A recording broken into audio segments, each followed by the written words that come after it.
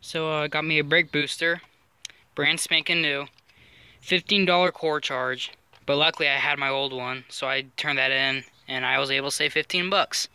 So first step to install this, you're gonna want to keep this spacer or whatever the hell it's called, and then if you're looking at the brake booster, be sure this little grommet is on the top, right hand corner. If you're looking at the car, it should be on the top left, like if you're looking at the engine bay. So turn around like that, put it down like that, and these two bolts that are close together go down here on the bottom right hand corner, and just put that on. And then it's got these 4 new bolts that come with the new brake booster. So once you put that on, you bolt it up to the firewall, and once you do that, you get to put it back on your brake pedal and test this sucker out. So after you tighten the 4 9/16 bolts, you're able to now bolt it back onto the reservoir and bolt it back on in the engine bay. I went in a star pattern. I don't think it's required, but I'd rather be safe than sorry. So make sure that this little boot down here seals properly. And now I'm gonna go ahead and put on these 5 9/16 nuts, which go underneath the dash. Alright, tighten the bolt. Once you get all 5 of them tightened,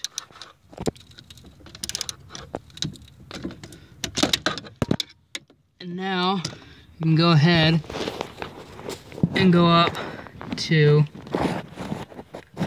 if I can find it, fucking bird's nest in here. Go to where that is, and you put that linkage on that little rod. Just put it on like that, and then you get your little clippity clip, and you slide it inside the hole and just push it down like that. So now we have a brake booster. Sweet. Okay, now take all the sticker garbage off, and then you put your master cylinder on. So luckily I was able to put, luckily there was new bolts that came with this, so I was able to not reuse my old rusty ones. So that's pretty convenient. Okay, so now just put the master cylinder on, and it slides on like that, and then get your handy dandy fancy schmancy brand new nuts, and just get the thread started first.